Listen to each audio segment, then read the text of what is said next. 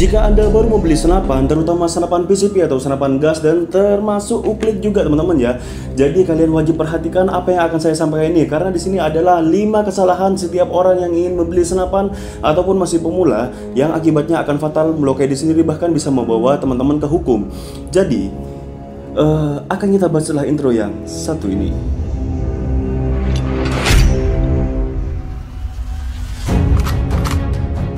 Dan oke, sesuai pembukaan saya di awal, di sini saya akan menyampaikan 5 kesalahan teman-teman ya, yang sering teman-teman mungkin entengkan ya, tapi resikonya itu sangatlah berdampak sekali untuk safety, keselamatan, dan juga kehidupan kedepannya buat teman-teman agar tidak salah dalam bermain senapan. Dan di sini akan saya bahas tentunya dari PCP, termasuk uklik juga bisa mendengarkan ya teman-teman ya, sebagai referensi juga. Dan mari kita mulai dari yang pertama. Oke, kita bahas ini. Yang pertama adalah cara pengisian atau tekanan udara dari PCP atau sama teman-teman yang lainnya ya, bisa gejluk dan semacamnya. Jadi yang sering kalian lakukan itu mengisi di atas batas aman. Nah, batas amannya berapa? Gini teman-teman, mungkin ada yang mengklaim ya senapannya ini bisa sampai 4000 PSI ataupun 5000 PSI gitu. Menurut saya jangan dilakukan. Kalau saya pribadi itu semua senapan saya yang PCP, termasuk di depan saya ini, termasuk AFC juga di bawah, dan di sini ada Ruger, saya pasti maksimal mengisinya itu 2800 PSI. Nah, kenapa demikian? Karena itu tekanan teman-teman, bukan isi. Kalau isi itu CC. Nah, bisa dipahami teman-teman ya, kalau isi itu CC, kalau PSI itu tekanan atau PSI itu tekanan. Jadi, jika teman-teman ingin banyak menembaknya atau ingin kencang, kalau ingin kencang ya teman-teman perhatikan part senapannya, bagian valve dan semacamnya. Untuk bagian ini teman-teman, untuk pemukulan dan peniupan anginnya emang yang lebih banyak, bukan tekanannya ditinggikan. Sekali lagi, bukan tekanannya ditinggikan. Karena kalau CC itu isinya teman-teman, jadi teman-teman kalau pengen memiliki tembakan yang banyak ataupun ya sesuai teman-teman inginkan gitu ya, bisa dibawa kemana-mana jauh gitu, gak usah bawa kompa ya teman-teman, cari yang CC-nya besar. Contohnya itu adalah bocap teman-teman. Kalau tabung-tabung seperti ini, tabung-tabung biasa ini, itu emang relatif isinya kecil, bisa cuma 20 sampai 30 tembakan, tergantung keiritan ya teman-teman ya, keiritan dari senapannya sendiri. Dan resikonya apa jika teman-teman berlebih? Nah, dari bahan-bahan kita bisa tentukan juga, meskipun bahannya bagus ya, composite gitu. Kalau teman-teman teman-teman ngisinya itu lebih banyak, itu bisa meledak teman-teman. Meskipun kalau composite itu pecah ya, tapi kalau teman-teman memakai tabung dural itu atau kuningan sudah sangat beresiko, karena pecahannya itu menimbulkan fragmentasi yang akan menyebar dan bisa melukai teman-teman, bahkan akibatnya hingga sangat fatal. Jadi di sini sudah bisa kita simpulkan bahwasanya jika teman-teman ingin memiliki senapan yang isinya banyak, bukan PSI-nya ditinggikan, tapi CC-nya ditinggikan. Kalau PSI itu di amannya 2800 itu aman teman-teman. Bahkan di atas itu biasanya per itu tidak mampu untuk memukul, jadi tembakannya itu bahkan bisa lebih pelan gitu. Nah, kalau teman-teman belum apalagi masih pemula ya, belum mendalami PCP dan senapan lainnya itu akan menemukan hal itu nanti. Diisi lebih dari 3000 PSI, ternyata kok tembakannya cuma deng gitu. Nah, itu ada masalah karena hammernya itu tidak mampu memukul dengan semestinya. Jadi itu gas yang akan dikeluarkan lebih kecil, dan mending main aman aja. Resikonya kalau sampai berlebih, kalau meledak teman-teman, itu sudah bisa menimbulkan akibat yang sangat fatal, bahkan mengancam nyawa teman-teman. Jadi mari kita untuk tekanan tetap di maksimal 2700 PSI. Biarkan saja, tidak usah panas dengan orang-orang yang bilang 4000 sampai 5000 PSI. Ya udah, iyain aja. Dan jika teman-teman ingin banyak, belilah bocap. Nah, seperti itu teman-teman. Itu yang pertama. Sekarang kita lanjut yang kedua. Dan di sini yang kedua teman-teman, biasanya teman-teman lupa membersihkan laras secara berkala. Nah, apa pentingnya untuk membersihkan laras? Nah, kadang kan teman-teman protes tuh, wah kenapa nih senapan baru beli 3 bulan, 4 bulan sudah ngacat, sudah wah macam-macam lah isinya. Nah, itu salah satu penyebabnya teman-teman, biasanya larasnya kotor. Nah, entah kita gimana pemakaiannya ya, kalau dipakai hunting, entah kena kelembapan udara, kena kotoran masuk, atau gram dari mimisnya itu dapat mengganggu lajunya akurasi teman-teman. Jadi yang biasanya gerobengnya itu rapat, tiba-tiba gerobengnya itu agak melebar. Nah, solusinya untuk membersihkan lantak itu ada beberapa macam metode teman-teman ya. Bisa menggunakan benang nilon yang dipasang kain lantak terus dimasukkan lewat laras seperti safety kalau kita lomba menembak di senapan angin.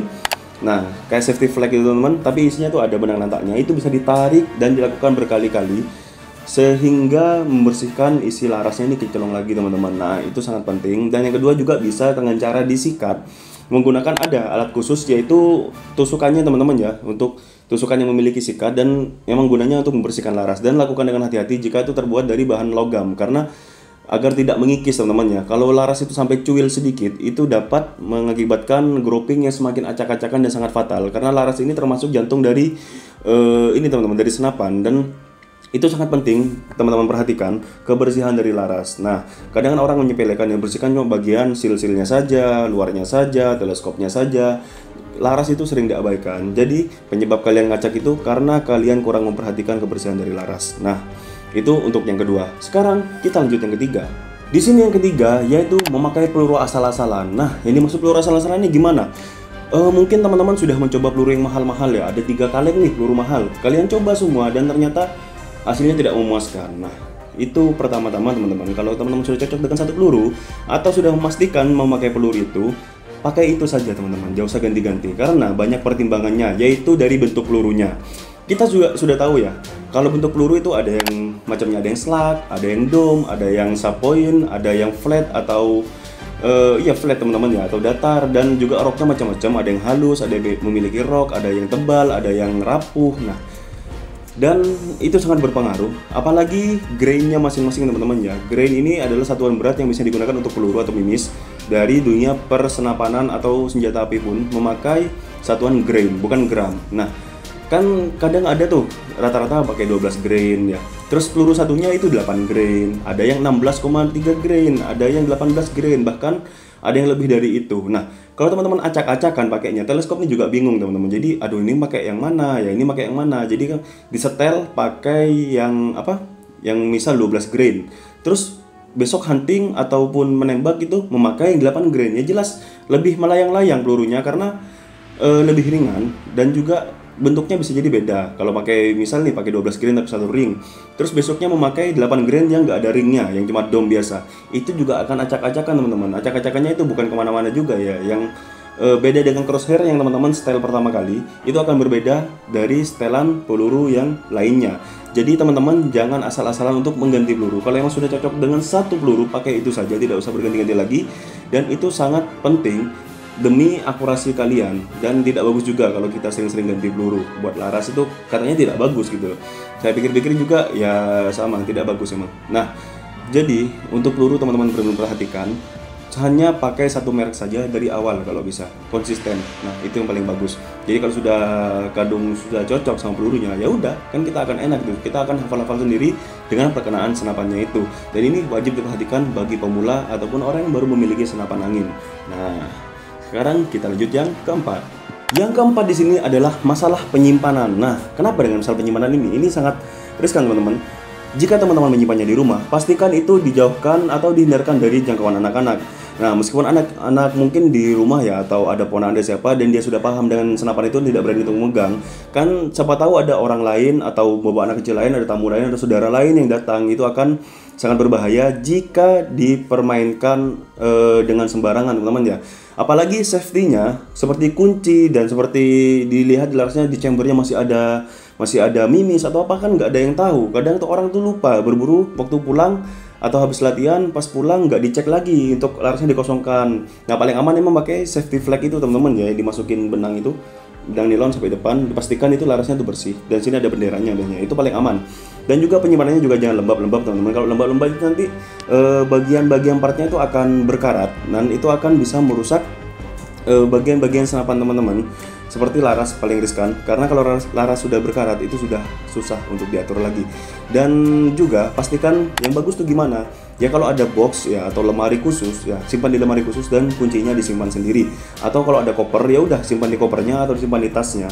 Dan untuk apa juga teman-teman, karena misal nih tidak sengaja jatuh dan tekanan presornya jadi tinggi, full gitu ya, PSI-nya itu full, dan itu terjatuh, itu kemungkinan untuk meledak itu ada teman-teman, karena tekanannya itu kaget gitu lah ya waktu menghantam tanah itu, dan dia bisa meledak. Jadi itu sangat berbahaya. Dan saya juga sarankan untuk penyimpanan misalnya dipakai gasnya itu disimpan apa ya, dikurangi aja sampai sedikit gitu loh, tapi gak benar-benar kosong, mungkin di 500 PSI atau 1000 PSI itu sudah agak banyak sih, tapi simpan di situ aja agar lebih aman juga teman-teman, untuk menghindari hal-hal yang tidak diinginkan dan juga membuat sealnya tetap main. Jadi tidak benar-benar kosong juga, tetap diisi angin sedikit, dan jangan lupa disimpan di lemari ataupun di koper yang dijauhkan dari jangkauan anak-anak ataupun orang lainnya yang tidak paham dengan senapan. Meskipun paham, ya tetap kita harus bertanggung jawab untuk senapan kita sendiri teman-teman. Jadi kita simpan sesuai dengan tempatnya. Nah, ini juga penting untuk diterapkan teman-teman ya. Nah, sekarang kita lanjut kepada yang kelima atau yang terakhir. Yang kelima ini sering terjadi dan sering terjadi, mungkin di lingkungan kalian pun pernah mengalami hal ini, dan ini teman-teman sudah dapat membahayakan orang lain, bahkan teman-teman sendiri pun juga bisa terkena imbasnya, yaitu bisa dihukum atau dipenjara. Nah, apa itu yang kelima? Jadi teman-teman, yang kelima ini yaitu masalah safety. Jadi buat teman-teman yang baru punya senapan, jangan iseng-iseng untuk bawa kemana-mana jika tidak ada keperluan, dan iseng-iseng mengerjai temannya. Kadang kan ada beberapa kasus itu biasanya itu karena ingin ngageti temannya dengan diisi gas terus ditembakin gitu, gak ada pelurunya, tapi ditembakin di pahanya kayak ada di mana. Kadang kalau apesnya teman-teman, itu biasanya tuh waktu lupa kalau ada peluru di chamber, itu akan meluncur dan akan menancap kepada orang itu, bahkan tertembus. Bahkan akibatnya akan sangat fatal, bisa menyebabkan nyawa orang lain itu melayang, ataupun bisa menyebabkan orang-orang terdekat kalian itu berbahaya, terancam oleh bahaya itu. Jadi lagi-lagi teman-teman, pastikan meskipun tidak ada pelurunya, saya katakan lagi, diberi safety flag. Dan itu pun meskipun sudah ada safety flagnya, pastikan teman-teman membawa senapan itu atau memegang senapan itu seakan-akan ada pelurunya. Jadi tidak ditodongkan kemana-mana, dan pastikan arah laras ini ke bawah atau ke atas atau ke tempat yang aman, yang tidak ada apa-apa atau tembok mati kayak atau apa ya, sasaran mati maksudnya. Nah, seperti tembok ataupun apa gitu ya teman-teman, itu lebih aman. Jadi jika teman-teman ingin menangani, kayak ingin bersihkan, ingin apa, jangan sampai laras ini, moncong laras ini ngarah ke orang. Itu akan sangat fatal. Jika teman-teman ada di lomba gitu ya, di perkumpulan senapan, terus teman-teman melakukan hal itu, itu bisa benjol-benjol kepala kalian. Jadi jangan jangan gegabah jika kalian memiliki senapan, dan tetap sangat perhatikan safety-nya agar tidak membahayakan orang lain dan Anda sendiri, agar kita berhobi ini semuanya lebih aman dan lebih terarah lagi. Jadi di situ 5 himbauan untuk pemula jika baru memiliki senapan angin khususnya PCP, dan ini juga berlaku untuk uklik ya. Sedikit banyak ini hampir sama juga dengan uklik yang saya jelaskan barusan. Dan semoga teman-teman dengarkan dengan seksama, pahami dengan seksama, dan kita berhobi agar lebih aman dan lebih mantap lagi teman-teman. Kita juga saling dukung agar saling jaga juga, saling dukung, saling jaga, dan semuanya teman-teman, agar tidak menimbulkan hal-hal yang tidak diinginkan nanti imbasnya ke kita semua. Kita yang sudah safety tidak punya salah, kita akan kena imbasnya dengan orang-orang yang ugal-ugalan itu. Jadi itu sangat disayangkan. Untuk safety dari senapan angin itu sangat diperhatikan. Nah, semoga paham apa yang saya sampaikan tadi. Dan misal teman-teman sudah mengalami atau pernah mengalami satu hal yang sama dengan saya sebutkan, bisa tulis saja di kolom komentar dan kita berdiskusi di sana, ataupun ada koreksi dan ataupun ada tambahan ataupun semacamnya, tulis saja di kolom komentar. Dan jangan lupa share ke grup-grup senapan kalian atau grup-grup ya, komunitas senapan kalian tentang video ini, agar kita saling berbagi kebaikan dan saling safety, saling jaga dan semuanya. Karena apes tidak ada di kalender. Nah, itu dia teman-teman. Jadi apalagi gak ada. Jadi kita harus menutup video ini. Sampai jumpa di video saya selanjutnya dan see you.